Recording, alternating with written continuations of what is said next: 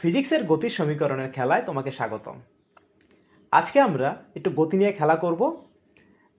যখন পরীক্ষার সময় আমাদের কোশ্চেন দেয় এই গতির সমীকরণের কোন সূত্রটা মানে কোনটা কখন ইউজ করব, এইটা চিন্তা করতে করতে করতেই দেখি পরীক্ষার সময় শেষ। তো আজকে চলো একটু সহজভাবে চিন্তা করি কিভাবে শর্টকাট বা কিভাবে একটু টেকনিক খাটিয়ে কখন কোন সূত্র ব্যবহার করা যাবে, এটা আমরা জানতে পারি। সো সো গতি সমীকরণ পড়তে হইলে তোমাকে কি জানতে হবে? কিছু রাশি জানা লাগবে, মানে যেগুলো নিয়ে সমীকরণটা গঠিত হয়, মানে সূত্রটা গঠিত হয়, সেগুলো জানা লাগবে। সেগুলো কারা? সো 5টা নাম জানলেই হবে। এর ভিতরে কে কে আছে? আদিবেগ, আদিবেগ একে আমরা ইউ দ্বারা প্রকাশ করি। ওকে। শেষ বেগ একে আমরা ভি দ্বারা প্রকাশ করি। ত্বরণ একে আমরা এ দ্বারা প্রকাশ করি। সরণ একে আমরা এস দ্বারা প্রকাশ করি। সময় একে আমরা টি দ্বারা প্রকাশ করি। জাস্ট তুমি গতির সমীকরণ মানে সমতলে যেই সকল বস্তু চলে তাদের গতির সমীকরণের যে অঙ্কগুলো আসে সেগুলো যদি সলভ করতে চাও, তোমাকে এই 5টা রাশির নাম মনে রাখতে হবে, যাদেরকে আমরা কী দ্বারা প্রকাশ করি? আদিবেগকে আমরা ইউ দ্বারা প্রকাশ করি, শেষ বেগকে ভি দ্বারা প্রকাশ করি, ত্বরণকে এ দ্বারা প্রকাশ করি, সরণকে এস দ্বারা প্রকাশ করি, সময়কে টি দ্বারা প্রকাশ করি। এখন আসো, আমাদের যে গতি সমীকরণগুলো আছে, তুমি এখন মনে করো যে তুমি সব ভুলে গেছো, শুধু 3টা লাইন মুখস্থ করবা, শুধু 3টা লাইন ঠোঁটস মুখস্থ করে ফেলবা। এরপরে তোমাকে কিভাবে কোন সূত্র কখন ব্যবহার করতে হয় এটা আমি দেখাবো। দেখো, জাস্ট মুখস্থ করবা, কি সূত্রটা মুখস্থ করে ফেলবা। যেমন 1 নাম্বার, ভি ইজিক্যাল টু কত? U plus at. 2 number, s equal to u t plus half at square. 3 number, v square equal to u square plus 2as। 4 number, s equal to u plus v by 2 into t. Okay, এই 4টা সূত্র তুমি একদম মুখস্থ করে ফেলবা। মুখস্থ করার পর তোমার কাজ কি? তোমার কাজ হচ্ছে একটা ম্যাজিক শেখা। সেটা কি?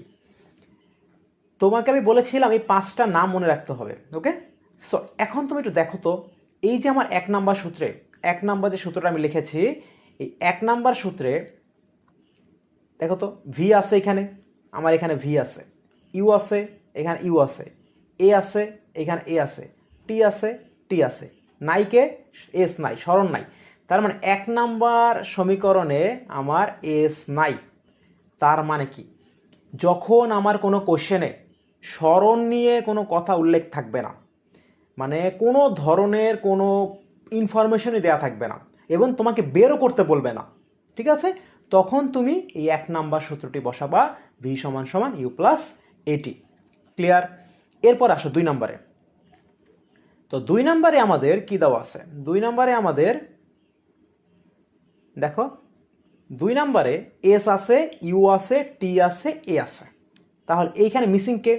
দেখো একটু, এখানে কিন্তু ভি নাই, এখানে কে নাই? ভি নাই। তার মানে এইখানে যদি কোনো কোশ্চেনে শেষ বেগ নিয়ে কোনো কথা না থাকে বা কোনো ইনফরমেশন দেওয়া না থাকে, তাহলে তুমি কি করবা? 2 নম্বর সূত্র বসাই দিবা, কি? এস সমান সমান UT plus half at square. এবার আসো 3 নম্বর সূত্রে, ভি স্কোয়ার সমান সমান ইউ স্কোয়ার প্লাস 2as। দেখো তো এখানে কে মিসিং আছে? এই 5টার ভিতরে কে মিসিং আছে? এখানে টি নাই, মানে সময়ের কথা উল্লেখ নাই। সো সেম জিনিস, তোমার কোনো কোশ্চেনের যদি সময় নিয়ে কোনো কথা উল্লেখ না থাকে, তুমি টি ইউজ করবা, এই 3 নম্বর সূত্রটা ইউজ করবা। ক্লিয়ার? 4 নম্বর সূত্রে লক্ষ্য করো, এখানে এস আছে, ইউ আছে, ভি আছে, টি আছে, নাইকে এ নাই, মানে ত্বরণ নাই। সো 4 নাম্বার সূত্র তুমি কখন ইউজ করবা? যখন তোমার কোশ্চেনে ত্বরণ নিয়ে কোনো কথাই উল্লেখ থাকবে না। সো একটু খেয়াল করে দেখো, প্রত্যেকটা কোশ্চেন, প্রত্যেকটা সমীকরণে, প্রত্যেকটা সূত্রতে একটা করে ক্লু দেওয়া, যে দেখো এইখানে শুধু এসই নাই, বাকি সবই আছে। এই 5টার ভিতরে সবই আছে, শুধু এস নাই।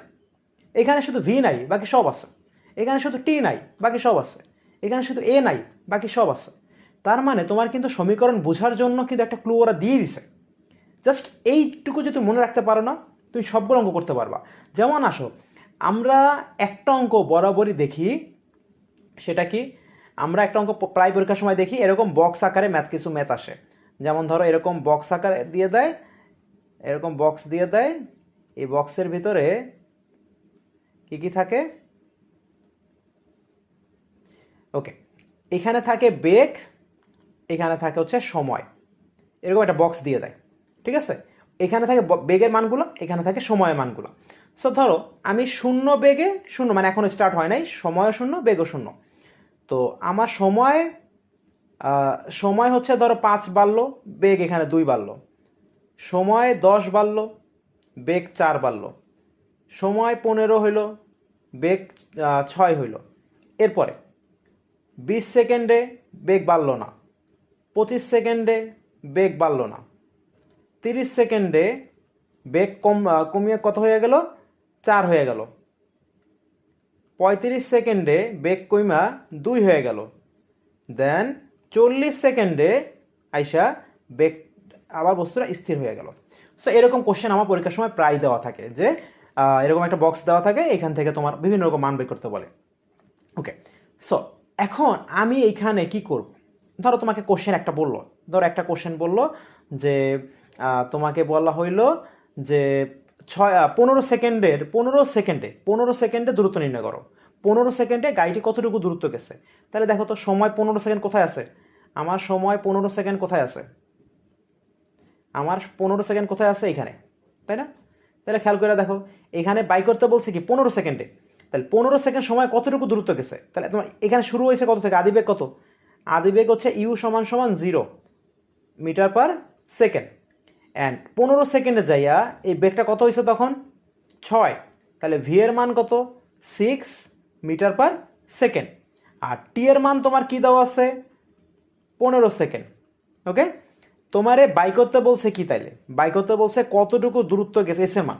তাহলে দেখো তো তোমার এখানে কে মিসিং আছে? ইউ আছে, ভি আছে, টি আছে, এস আছে। তাহলে মিসিংটাকে, এখানে আমার মিসিংটাকে এ নাই। দেখো তো এ নিয়ে কোনো কথা উল্লেখ করছে কি ওরা? এ নিয়ে কিন্তু কথা উল্লেখ করে নাই। তাহলে আমি সুন্দর মতো কি কোন সূত্রটা ইউজ করে ফেলবো? আমি সূত্রটা বসাইতে পারি কি, s is equal to u plus v divided by 2 into t. দেখো তো আমার এখানে এ নাই, কোনো এর কথা উল্লেখ নাই, তাই এ নাই কোন সূত্রতে? এই সূত্রতে। তাহলে আমি এই সূত্র বসাই দিচ্ছি। তাহলে আমার মান কত আসে দেখো, বসাই দাও। ইউ এর মান কত? 0 প্লাস ভি এর মান কত? 6, নিচে 2 ইন্টু 15। তাহলে কত আসে? 3 3 15 45। তার মানে 15 সেকেন্ডে সে কতটুকু দূরত্ব গেছে? 45 মিটার দূরত্ব গেছে, ঠিক আছে? সো এইভাবে করে এই 3-4টা সূত্র খুব সহজভাবে তুমি মনে রাখতে পারবা যদি এই টেকনিক ফলো করো, ঠিক আছে? সো গতি নিয়ে আরও অনেক ম্যাথ করব সামনে, নেক্সট ক্লাসে। প্রায় তোমাদের বোর্ডে আসে এমন অনেক ম্যাথ আমরা সলভ করব, তাই পরের ভিডিওগুলো দেখার জন্য অনুরোধ করছি। সবাই ভালো থাকো, সুস্থ থাকো, আল্লাহ হাফেজ।